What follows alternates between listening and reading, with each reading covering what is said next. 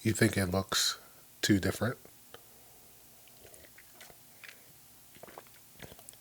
How is how's the audio? Good. Let's do this thing then. I'm Jamil. This is a boy named Jamil. Welcome back to another video.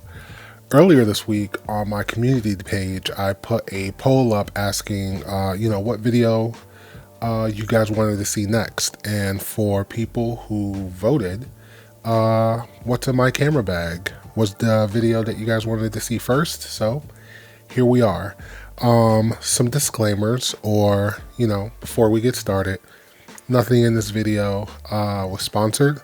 Not that there wasn't an effort. We'll talk about that in a little bit, but everything was paid for by me, except for one battery charger that was like $37. So take that for what you will. So we don't have to worry about that. Let's get right into this video because I don't want to take a long time. The bag is still the Lowepro Protatic AW version 2. This is the 45 liter. I've had this bag for about 4 or 5 years now. As you guys can see, it is weathered.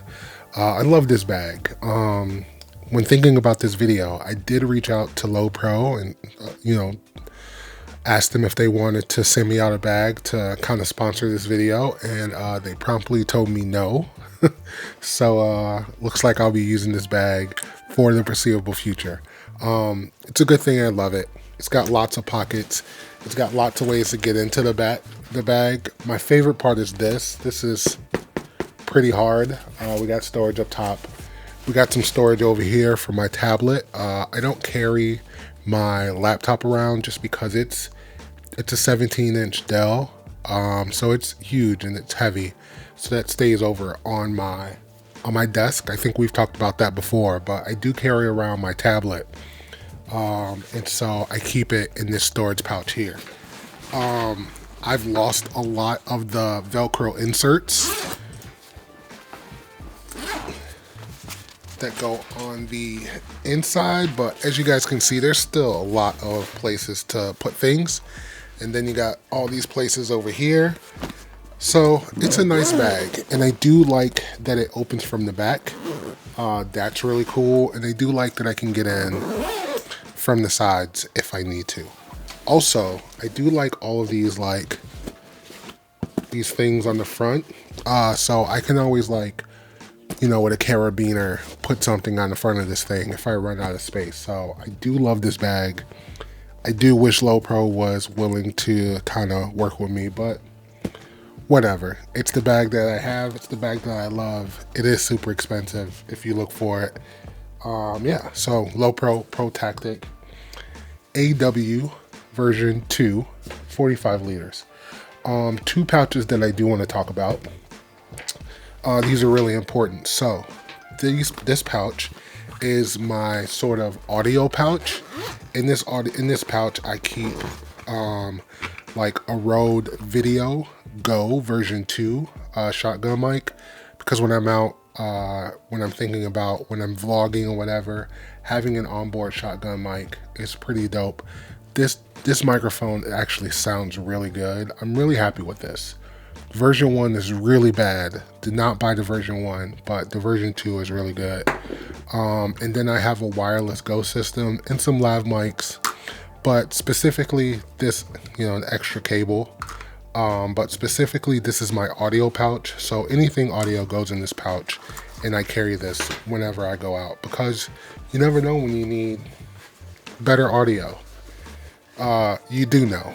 You always need better audio, and I like the Rode stuff. I'm hoping that they reach out to me one day too. In this other pouch, it's kind of my everything else pouch. So in here I have cables that I might need. I have all of my GoPro stuff. So I got some extra GoPro batteries. I got a GoPro charger. I have a GoPro like selfie stick tripod thing. I have a full kind of GoPro cage in here, a GoPro filter, ND filter. So that's kind of what this pouch is. And if I didn't have this pouch, if I didn't have these two pouches, my bag would get like really chaotic. So I do like having these two pouches that just fit into like, you know, one of the compartments where a lens would go. So yeah, those are those two things, really important things. The tablet that I carry around, you guys know this, I carry around my Samsung Tab S9 Ultra. The reason that I carry this around on shoots is because, remember, I'm a photographer first. I do a lot of portrait shoots, and one of the things that I always get asked is if I can edit a photo really quickly so that they can put it up on Instagram. And so for a long time, I didn't do that, and then I started doing it on my phone. But it's just better off to have the power of this tablet, to have, you know, the screen of the tablet, because they like to look at it while I edit it. And then also sometimes with the Sony app, when I'm shooting, they can see the photo, you know, that we're making on the tablet. So it just comes in handy a lot. And so I do like to carry it in that pouch where the laptop would go. I really like this tablet. It really comes in handy. What's next? Let's talk about cameras. Again, I am a photographer first, but I do carry around two bodies. And at first glance, you might think like, oh, those are two of the same bodies, but they're not. This is my A7R4. You guys have heard me talk about this a lot. I've had this since 2020 or 2019, but workhorse of a camera, super high resolution. This camera is an extension of my hand at this point. I just know how to use it. I really love the images that comes out of it. 61 megapixels. It's a photographer's dream. I can't think of a lot of reasons that I would upgrade from this camera. I do think about the A7R5 a lot because there's a lot of reasons. The video specs on that camera is really good. I do like that screen. You know, the new AI autofocusing system. There's a lot of things to love about that camera. But when I think about, like, one, selling this camera and just not getting what the camera is worth, and then two, when I really ask myself what I need out of a camera for my photos, you know, the A7R5 doesn't give me a whole lot more over this. So I'm really happy with this camera. I actually love this camera. And that's what I shoot 100%, let's say 90% of my photos with. A7R4. And then the A7 IV. Oh man, what do I say about this camera? This camera is my video workhorse. So I'm a photographer. I am not a YouTuber. I hope that I don't come off as a YouTuber. I hope that I don't ever, you know, come off as this like super cinematographer video guy. I'm just a photographer who happens to have a YouTube channel, and I shoot almost all of my YouTube videos with this camera now. It's really been an amazing camera. It came out after the A7S III, when that whole phenomenon happened and everybody was buying that camera because, you know, it was everything that everybody hoped it would be. I knew that it was more camera than I needed. I don't need 120 frames per second. I knew that 12 megapixels wasn't enough for me. So this camera saved me a couple $1,000s.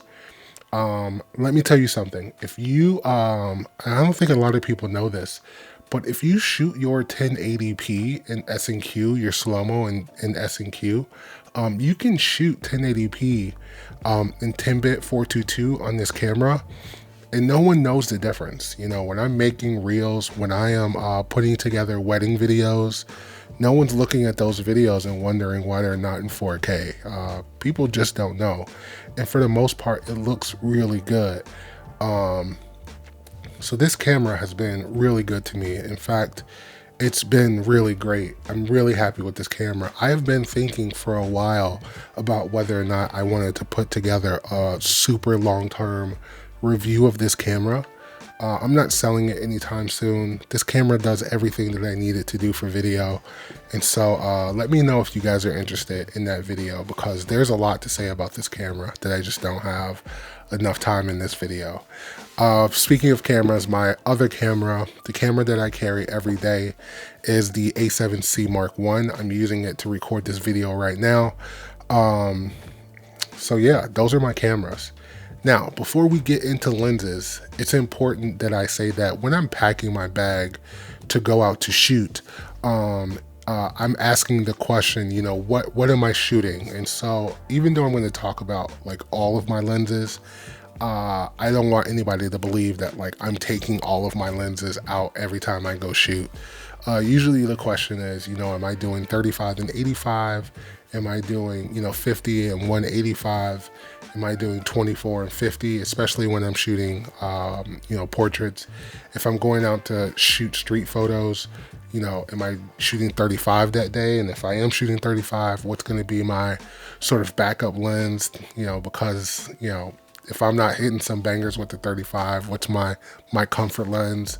And so we can talk about that later. But just to get things rocking and rolling, the first lens that I have is the 24mm 1.4 G Master. This has quickly become my favorite video lens as far as these talking heads, as far as vlogs that I've been experimenting with the 24. I just love it. I talked about it in the sort of review video that I did. This lens, much like the 85, just has like a character to it. Like I let people talk me out of buying it when it was released because I didn't think that it was a lens that I would use a lot, but man, was I wrong. The 1.4 Aputure, you guys can see, just obliterates the background for a wide angle lens. So I'm really happy with it. I don't shoot a lot of photos with it just because it's not in my wheelhouse. I'm not a wide angle portrait photographer, or, you know, street photographer. I like to stay around 35 and 50, but yeah, quickly growing on me. Dope little lens. And so when I go out to, you know, shoot my street photography videos, or when I go out to like make my portrait photos, when I know that I'm going to be shooting video, this is what's attached to my A7 IV, so that I can pull it out of my bag. Usually it has like a wireless mic on it, and then I can just use that for audio. So Sony 24mm 1.4 G Master.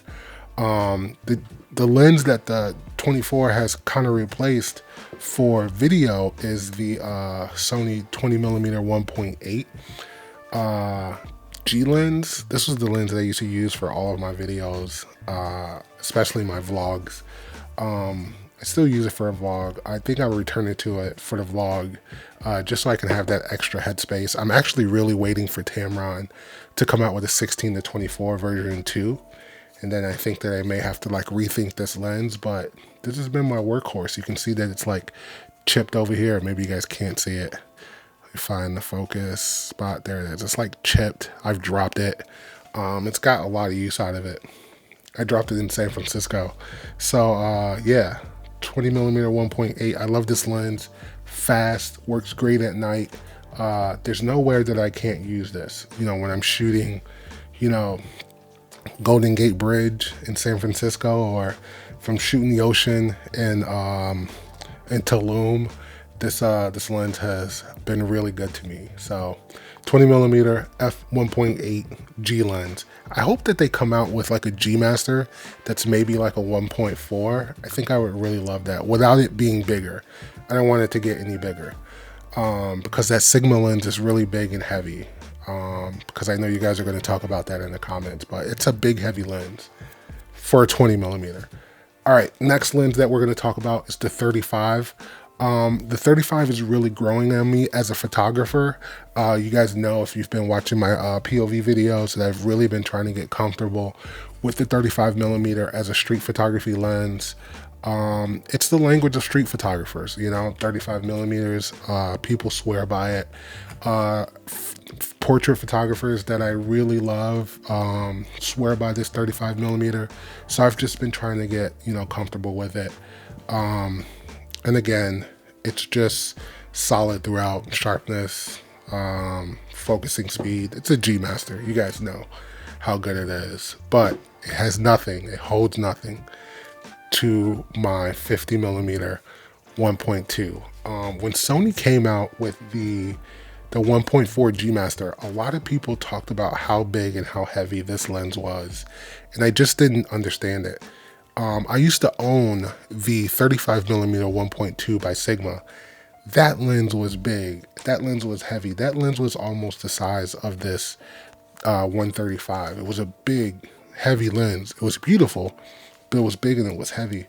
This 50 millimeter to me is rather compact, especially with these size mitts that I have. And then when it's mounted onto a camera, I feel like, and this is just me again, because, you know, I have big hands or whatever, I feel like when this lens is mounted on my A7 R4, it's perfectly balanced. I got this little grip on the bottom of my camera. This was made by Makey, by the way. If someone's gonna ask, I don't know if they sell it anymore. I got it off of Amazon, but someone's gonna ask. But I have, you know, just enough space for my fingers. It's not super heavy. It's pretty balanced.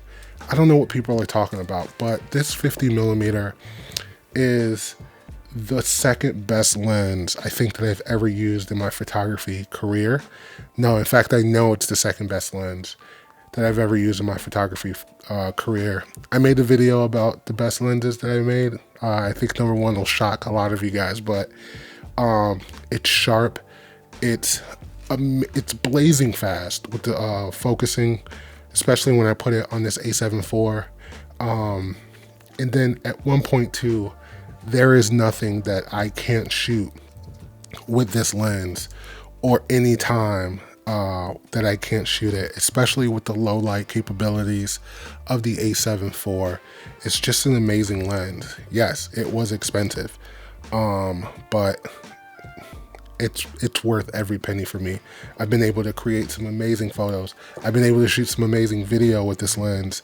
I was shooting all of my talking head videos with this lens a couple months ago. I just love it. It's how my eye sees things when I'm out shooting like street photography with the 50 millimeter. It's when I'm most at home. So I just love this lens. Great for B-roll, great for portraits, great for, you know, landscapes and street foot, just great for everything. You can't go wrong with a 50 millimeter. And I just happen to think that the 50 millimeter 1.2 G Master is the best 50 millimeter on the market, bar none. I know that some people might think that that's biased, but what can I say, man? All right, moving on to my former favorite portrait lens. You guys have heard me talk about this 85 so much. I don't use it as much these days as I used to, but every time I come back and use it, I'm reminded why I love it. This lens is magical, man. And I think I've said this before, 20 years from now, you know, 30 years from now, this is going to be one of those lenses that people are seeking after as a vintage lens, because it already has character. It already has magic to it. And I just think that once the price drops, it's slow, it's clunky. This was Sony's first G Master Prime, and they haven't released version 2 yet. So that'll tell you guys how old this is. I think it was in 2016 that this lens came out. So it's Sony's oldest lens. The focusing motors are still those, they're not linear. They are, I forget, stepping motors, I think it's what they were. But anyway, loud, slow, misses focus sometimes, but it's still so beautiful. I still love this lens. But the reason that I don't use this lens much anymore is because I went and bought the 135. Listen, I don't use zooms anymore, and it's not because of the old reason where I think that like zooms aren't sharp or they're not as good as primes. I just really like to challenge myself to, zoom with my feet and find different kind of composures, by moving myself around. I know that I can get lazy when I'm shooting with zoom lenses, which is why I've never owned like a 70 to 200. I owned a 70 to 180 for a while by Tamron, and I sold it to one of the people who watches my channel. Shout out to Devin. And one of the biggest reasons is because the 185 is just, when you talk about like telephoto lenses, man, the 135, this is amazing for photos, for portraits, and then when shooting video, I've shot some weddings and some reels with this thing. It's just magic. It's magic. And then on my A7R4, when I just throw this thing into APS-C mode, it's everything that I want. I use this thing so much. It this out. I've broken off the filter thread part of it. And so I just keep it on there for right now. I don't know if I gotta glue it on or whatever, but I know I'm not gonna send it to Sony to fix, because that's gonna cost an arm and a leg. So that is my cameras and my lenses. The other thing that I want to talk about that's in my camera bag is my tripod. This is the Peak Design Everyday Tripod or whatever it is. I don't recommend this tripod to anyone.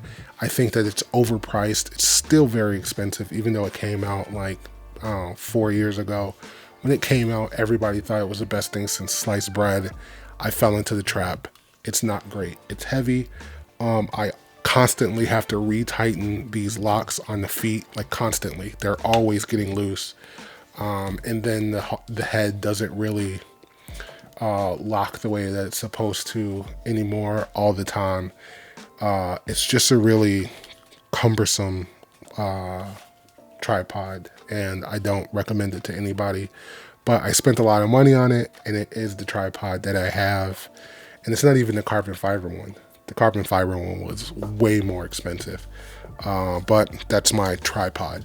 The other thing that I carry with me in my camera bag is this battery charger that you guys heard me talk about before. The thing that I like about it is that it carries 2 batteries.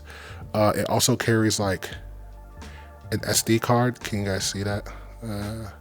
There's an SD card that fits in right there.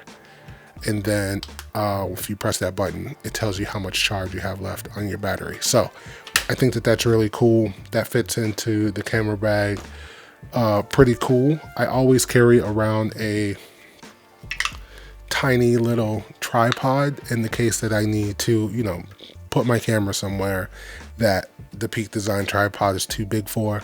This one is one that came with Aputure. It just so happens that it came in a kit with this light, I think.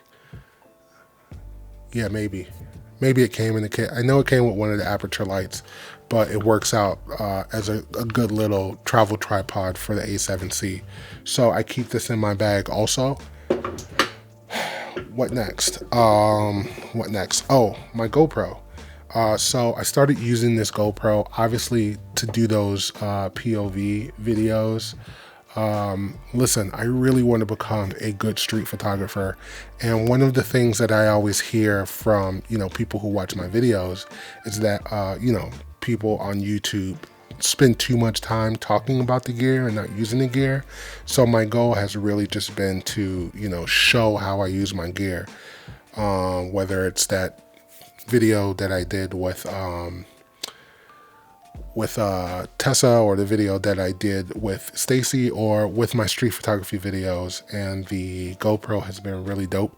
I do have the chesty to be able to record those, but I also have that newer clip that you guys saw that I had the GoPro on. I do like the application of this, but one thing that I realize is that it's like the composition is kind of off to one side, and I think it works better when it's in the middle. So I don't know. We'll see. We'll see if I go back to the chesty or not. So this is the GoPro 11 Hero Black, and so that's the one that I use.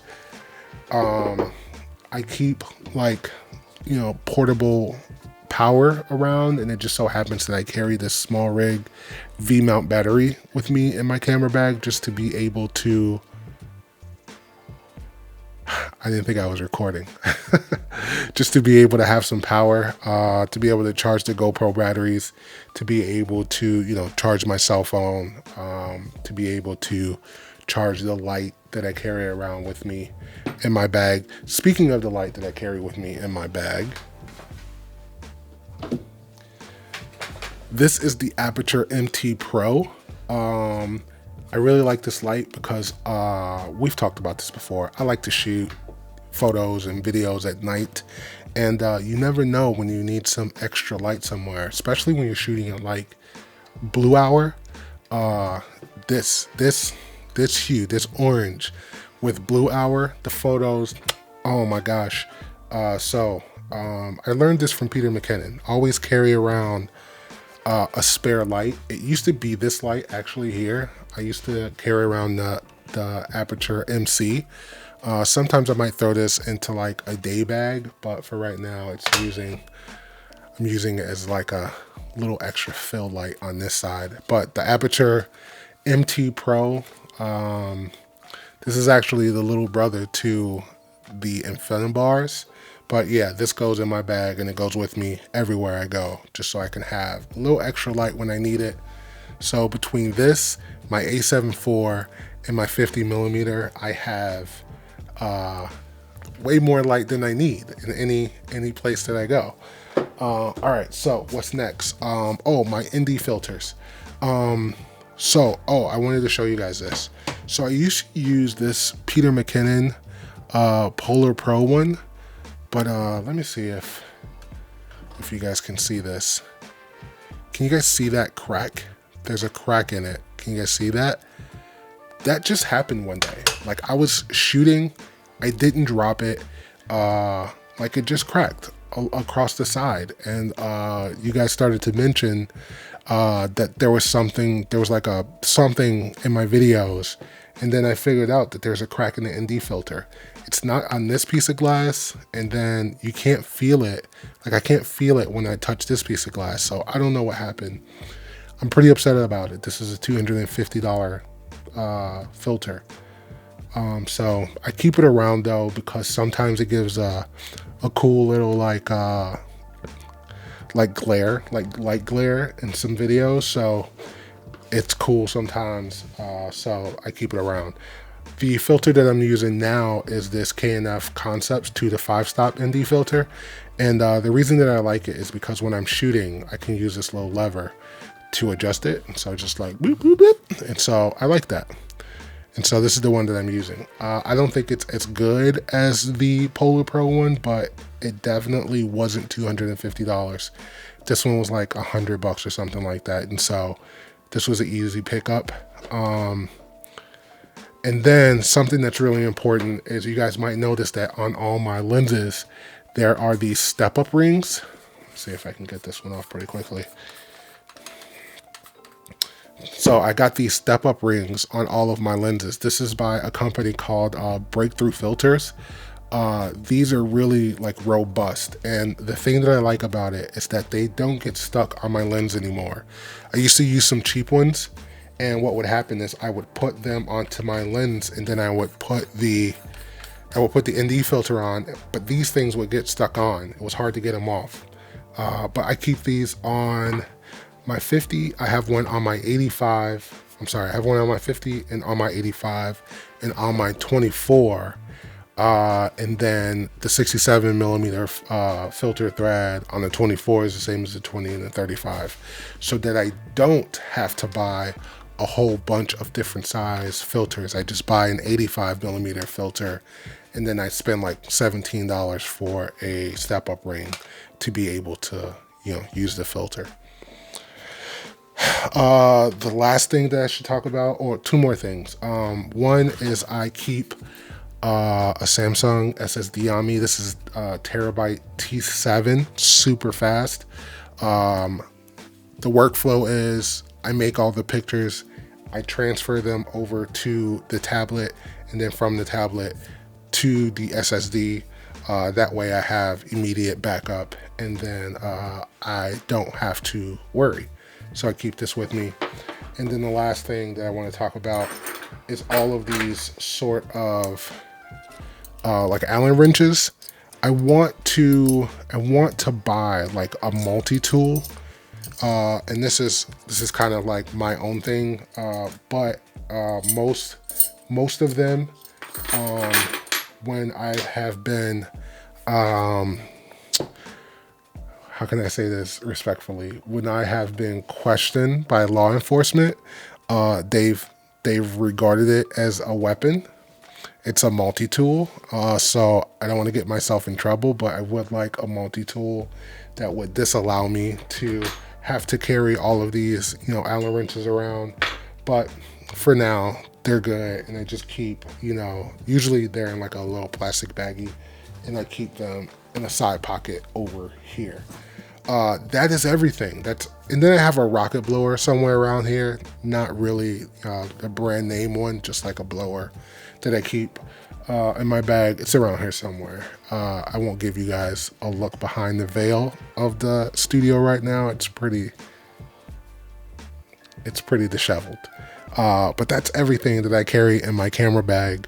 Let me know if you guys want to see that 8.7 IV video. I think it would be pretty interesting, especially if you're someone who's looking for like a first camera or a good hybrid camera. People have really been talking about that S6 II or whatever the new Panasonic one is. People love that new Nikon, but I think if you really strip down everything and you just buy a camera that has everything that you need, the A7 IV is still great value. So let me know if you guys want to see that video. Let's talk about any of the gear that you guys want to talk about that I just had here in this video. And then just remember that I've been a photographer now for a long time. I didn't wake up with this gear. It's been earned. I worked for it. And so, yeah, I'm Jamil. This is a boy named Jamil. I'll see you guys in the next video at Cloudgate. Peace.